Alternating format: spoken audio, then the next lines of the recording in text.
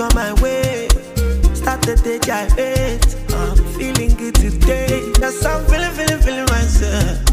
Pack the energy away. On top my own plantain. You won't come to block my way. Once again, welcome to my YouTube channel, my dear viewers. So itong episode na to is actually a continuation of the previous episode. Kung napanood ninyo yon, yung aking experience or yung aking journey from Manila Airport to Bangkok. So ito yung continuation na yon. So ngayon, naka-land na tayo sa Bangkok for our transit. So, didiretso na tayo, hahanapin natin yung ating gate kung saan we will catch the plane going to Vientiane Lao. So, ayan nga po, hahanapin natin yung transfer area or yung transfer desk. Yeah. Kailangan makita natin yung monitoring screen nila kung saan doon nakalagay yung information or yung detail ng next flight natin. Kasi sa kasalukuyan, hindi pa natin alam kung saan tayong gate. Kailangan makibalita tayo kung ano yung announcement nila. Oh yes, I'm feeling myself. Blessings come my way. Started to gyrate. I'm feeling good today. Yes, I'm feeling myself. Pack the energy away. So guys, if you've been to the Bangkok airport, you would know na medyo malalayo ang mga distansya ng mga places. We are still looking for the transfer desk dyan sa area na yan. So far medyo nagstay kami dyan ng kaunti kasi hindi pa na-publish kaagad yung information ng aming flight details. While waiting, need namin gumamit ng washroom. As you can see, yung kanilang washroom, napaka-kinky, pero napakalinis niyan. At ayun na nga guys, so lumabas na yung information ng aming flight kung saan yung gate namin. So apparently, dapat pala doon kami sa kabilang side. So magti-take pa kami ng train dyan para makapunta kami doon sa gate namin, where yung aming airplane ay naghihintay sa amin. Hindi naman namin kailangan magmadali kasi meron naman kaming enough time. So, yan guys, yung train in the airport going to the other side. So, sa mga ganyang pagkakataon guys, during travel, what I do, I just enjoy every moment. Kahit yung mga simpleng train ride na ganyan, you know, I appreciate it so much. I enjoy the moment kasi it gives me an opportunity to at least have a break from my usual responsibility, from my usual task or work or my usual grind. It makes me feel happy as well. Mabuti nga guys, lately, you know, kapag nagta-travel ako, meron na ako nakakasama. You know, sa previous work ko, which entails a lot of traveling also, madalas mag-isa lang ako. I remember, you know, I would do a mission, for example, sa Afghanistan or sa Liberia or papunta ako ng Iran, ganon. Wala akong kasama. I am just by myself and I would just meet people doon na sa aking destination. Tapos, minsan, you know, mangangapa ka pa kasi usually nakilala mo lang sila or nakausap mo lang sila through email or through messenger or through WhatsApp, and then that's the only time you're gonna be meeting them doon sa destination mo because you are on a mission. So, na-appreciate ko talaga guys na meron akong nakakasama na ngayon whenever I am traveling. At lalong-lalo na kapag Pilipino ang nakakasama ko, natutuwa talaga yung puso ko. Kasi syempre, you know, mas madali na sa akin na makipag-converse at mas nagkakaintindihan kami ng mas mabilis at mas maayos. So, yan, ini-enjoy lang natin kahit na simpleng tracks lang yan ng train. You know, sometimes yung brain natin has to also appreciate and relax, you know, yung mga small moments na ganyan.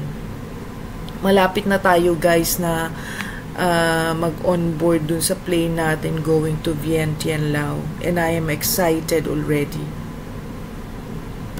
At ito na nga guys, kailangan pa nating sumakay ng bus para para makarating tayo dun sa airplane na magdadala sa atin sa Lao. Ayan, kasi hindi siya sa tarmac. So dun tayo sa sa open area.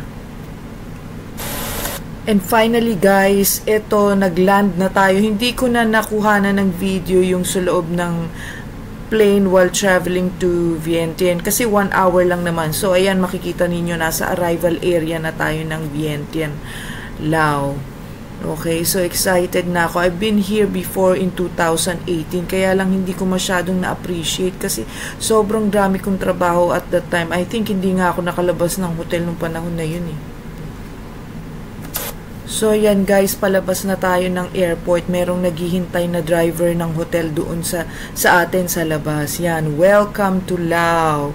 This time I will make sure talaga na i-explore ko yung kanilang food market at saka yung kanilang night market kasi nga last time even pictures wala akong na-save, wala akong mga na-delete na yung ko. Alam nyo guys, siguro kung dinocument ko yung aking mga travel since 2009 kasi I've been traveling a lot related to my work, siguro ang dami ko ng mga trending na mga videos, especially yung aking work in Afghanistan and in Liberia. Kaya ngayon, pinangako ko sa sarili ko na ido-document ko na yung aking mga travel para yung memories will remain at mababalikan ko siya kasi pinagsisihan ko in the past. So, ayan, nakalabas na tayo ng airport, guys. At ayun na yung ating driver na uuna na yun. Kinuha na niya yung maleta nung friend ko. So, yan guys. Papunta na tayo dun sa sasakyan ng hotel na sumundo sa atin. So, ayan yung airport ng Lao. Hindi siya kalakihan, pero what you would appreciate about Lao is napakalinis ng kanilang paligid talaga. And napaka-pleasant ng mga tao, I swear. Napaka-respectable nila. Ayun, tingnan mo si Kuya, napaka-todo smile siya. Very helpful talaga siya. Yun. Pero siguro sasabihin ninyo, ganun din naman ang mga Filipino Pero aminin natin, not all the time. So ayan, nakarating na nga kami sa hotel. Hindi ko na nakuhanan ng video yung pagpasok namin. Pero ito yung room ito na yung room ko. So, ito nga ang magiging tahanan natin for the next 5 days ng stay natin sa Vientiane, Lao. Yan, we are staying at Lao Plaza, one of the finest hotels in Vientiane, Lao. At ayan nga, guys, excited ang lola ninyo. What I was trying to say there is that welcome, welcome, welcome to Vientiane, Lao. Pagpasensyahan nyo na ako, medyo haggard na tayo.